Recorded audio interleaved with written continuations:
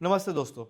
तो आज हम ऐसे टॉपिक पे बात करने वाले हैं जिसका डे टू डे लाइफ में हर किसी को नॉलेज होनी बहुत ज़्यादा ज़रूरी है। हम अपने रोज़ के रूटीन में अपने किसी दोस्त को या फैमिली को कुछ पैसे उधार ज़रूर देते हैं कि कोई हमसे आता है, पूछता है कि हमें इतने पैसे चाहिए, आप हमें उधार दे दो, हम आपको कुछ टाइम बाद लौटा देंगे। तो ये सिनेरियो जो होता है वो इंडियन सोसाइटीज़ में बहुत ज़्यादा कॉमन है फ्रेंडली लोन देने का। अब कभी हमारा कोई खुद का बहुत अच्छा दोस्त बोलता है कि मुझे इतने पैसे उधार दे दो, या फैमिली मेंबर ही कोई बोलता है आप हमें इतने पैसे उधार दे दो, इतने टाइम के लिए दे दो, उसके बाद हम दे देंगे। तो हम कोई इम्प्लाइड नहीं करते हैं, उसको कोई एग्रीमेंट नहीं बनाते हैं, हम नॉर्मली बस पैसे लेते हैं और उसको दे देते हैं गुड फेथ में कि ठीक है वो हमें इस टाइम पे आके वापस दे देगा। बट बहुत बारी ऐसी सिचुएशन अराइज हो जाती है कि वो पैसे जो होते हैं वो वापस आपके पास आते ही नहीं हैं। आप अपने पैसे के लिए ही बार बार उनसे रिक्वेस्ट करते हैं कि मैंने आपको पैसे दिए थे, आप दे दीजिए, ठीक है, इस डेट को पैसे दिए थे, आपने बोला था आप इस डेट पे दे दोगे। वो बोलते हैं ठीक है मैं एक हफ्ते तक ट्राई करके देता हूँ। फिर वो ये और एक हफ्ता हो जाता है और एक हफ्ता हो जाता है, वो टाइम पीरियड एक्सक्लूड बढ़ता ही रहता है और आपको आपके पैसे नहीं मिलते हैं। अब प्रॉब्लम ये आती है कि बहुत लोग ये पूछते हैं मेरे से कि सर हमने उनको इतने पैसे दिए थे, अब हम रिकवर कैसे करें। अब ऐसा फ्रेंडली लोन जो पैसा दिया होता है उसको रिकवर करना कितना आसान होता है, कितना मुश्किल होता है, आज हम इस बारे में बात करेंगे कि लीगली आप उसके लिए क्या कर सकते हैं। तो मैंने बीच में एक इसके बारे में एक वीडियो भी बनाई थी, उसके बाद मुझे बहुत कॉल्स आए, मुझे बहुत लोगों ने कांटेक्ट करने की कोशिश करी। बट फनी इंसिडेंट्स ये होते हैं कि लोग जो होते हैं वो बोलते हैं कि सर मैंने अपने दोस्त को 500 रुपये दिए थे, अब मैं क्या कर सकता हूँ, 1000 रुपये दिए थे, मैं क्या कर सकता हूँ। तो क्या इन चीज़ों में भी आप लीगली जा सकते हो? तो इन चीज़ों में लीगली जाना थोड़ा मुश्किल हो जाएगा, क्योंकि जितनी आप लीगली उसमें जाओगे आपको उससे ज़्यादा ही पैसे इनकर्ट करने पड़ जाएंगे इन सब चीज़ों में। तो इसलिए अगर आपका अमाउंट बड़ा है, आपने अपने किसी फ्रेंड को लाख रुपए, 2 लाख रुपए, 5 लाख रुपए, 10 लाख रुपए दिए हैं, तो उस चीज़ में क्या हो सकता है वो मैं आपको एक बार एक बहुत अच्छी तरीके से, एक आसान तरीके से एक चीज़ को बता देता हूँ। अब पहली चीज़, हम कोई हमसे पैसे मांगता है, हम उसको दे देते हैं, ठीक है, गुड फेथ में, फैमिली फ्रेंड जो भी है, हमने उसको पैसे दे दिए, हम कोई एग्रीमेंट नहीं बनाते। पहली चीज़, अगर आपने वो पैसा कैश में दिया है तो आगे से अगर आप ऐसा कुछ करने वाले हो तो बिल्कुल भी कैश में मत दो। आप या तो अकाउंट ट्रांसफ़र करो, या गूगल पे, पेटीएम, आजकल बहुत सारी चीज़ें चलती हैं, आप ट्रांजेक्शन्स ऑनलाइन रखो ताकि कोई प्रूफ हो कि आपने कोई पेमेंट करी है, क्योंकि कैश की कोई पेमेंट प्रूफ नहीं होता है। सेकंड चीज़, आपका वो जितना अच्छा दोस्त हो, मैं आपको सजेस्ट करूंगा कि एक एग्रीमेंट जरूर बनवाओ, एक फ्रेंडली लोन एग्रीमेंट बना दो कि ओके आज की डेट पे मैंने इनको इतना पैसा उधार दिया है और इन्होंने मेरे को प्रॉमिस किया कि इतनी डेट पे ये मेरे को इतना पैसा वापस दे देंगे। अगर इंटरेस्ट का है तो आप जो भी चीज़ है, आपकी जो भी क्लॉजेज हैं, आप उसमें अपने लिखवा सकते हो कि ठीक है ये हम एग्रीमेंट कर रहे हैं, आज इनको ज़रूरत है, मैं इनको इतना पैसा दे रहा हूँ और इतने टाइम में इन्होंने प्रॉमिस किया है कि मुझे इतना पैसा वापस दे देंगे। क्योंकि इन केस अगर ऐसी सिचुएशन राइज हो जाती है कि वो एग्रीमेंट फुलफिल नहीं करते हैं, आपका आपका पैसा नहीं दे, तो आपके पास एटलीस्ट कोई प्रूफ होगा दिखाने के लिए कोर्ट में कि हाँ आपने उनको पैसे दिए थे। और चाहे वो पैसे उसके बाद आप कैश में भी दोगे तो उसमें आप लिखवा सकते हो कि इतना मैंने कैश में दिया है, बट वी सजेस्ट यू कि 2 लाख से ऊपर कैश नहीं देना होता है। एक ये चीज़ हो गई। अब तीसरी चीज़ ये होती है कि अमाउंट छोटा होता है, ठीक है, और कैश में दिया होता है, तो अब क्या कर सकते हैं। अब अगर अमाउंट हम चलो छोटा में भी बोलें तो 70-80 हज़ार रुपये दिया है या 50 हज़ार रुपये दिया है, बट कैश में दिया है, तो कैसे रिकवर करें। अब उसके लिए आप किसी वकील से बात करेंगे, वो बोलेगा लीगल नोटिस भेजना पड़ेगा, लीगल नोटिस के लिए आपको कम से कम 5 से 10 हज़ार रुपये लीगल नोटिस के लिए देना पड़ेगा, और लीगल नोटिस के बाद भी कोई श्योरिटी नहीं होती है कि हाँ पैसा वापस आएगा ही। एटलीस्ट हम क्लाइंट को ये कंसल्ट करते हैं कि आप लीगल नोटिस में एक भेज सकते हैं, जिसके उससे एटलीस्ट आपको ये चीज़ क्लियर हो जाएगी कि हाँ दूसरे बंदे को ये लगेगा कि आप अपना पैसा भूले नहीं हो, आपको याद है और आप उसको रिकवर करने के लिए स्टेप्स ले रहे हो।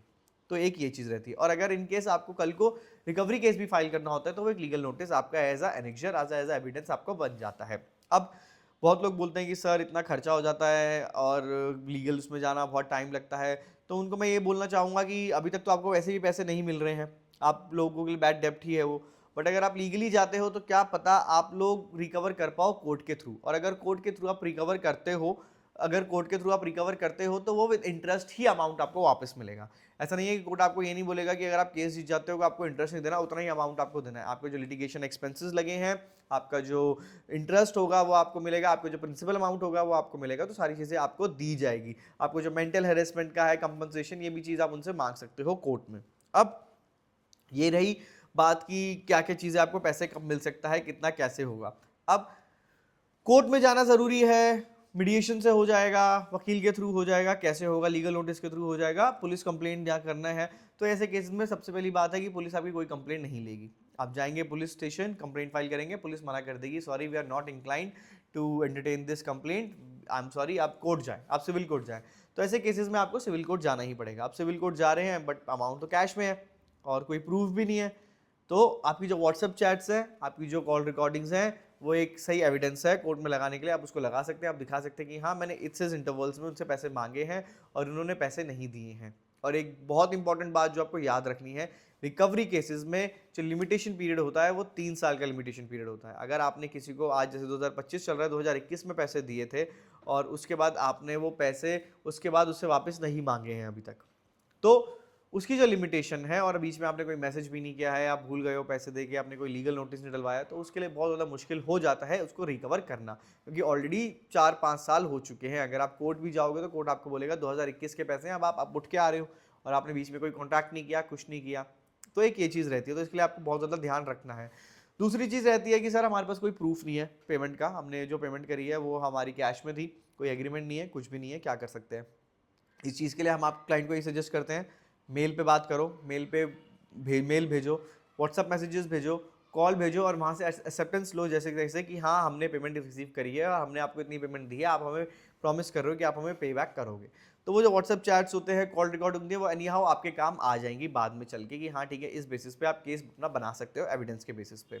अब अगर आप आगे किसी से पैसे लेने की ट्राई कर रहे हैं या कोशिश कर रहे हैं कि ठीक है हम आगे किसी से पैसे लेने हैं या देने हैं किसी को पैसे, तो क्या प्रिकॉशंस लेनी चाहिए। सबसे पहले मैं आपको ये सजेस्ट करूंगा, try to take a help from an advocate, और and if you are paying, अगर आप कोई अच्छी अमाउंट उनको पे कर रहे हो 10-20 लाख रुपए, तो उसको एग्रीमेंट में ज़रूर करें, एग्रीमेंट करें और उनको बोले कि हाँ मैंने इतना पेमेंट इनको करा है, और सिक्योरिटीज़ में उनके ये सिक्योरिटी चेक्स ले लें।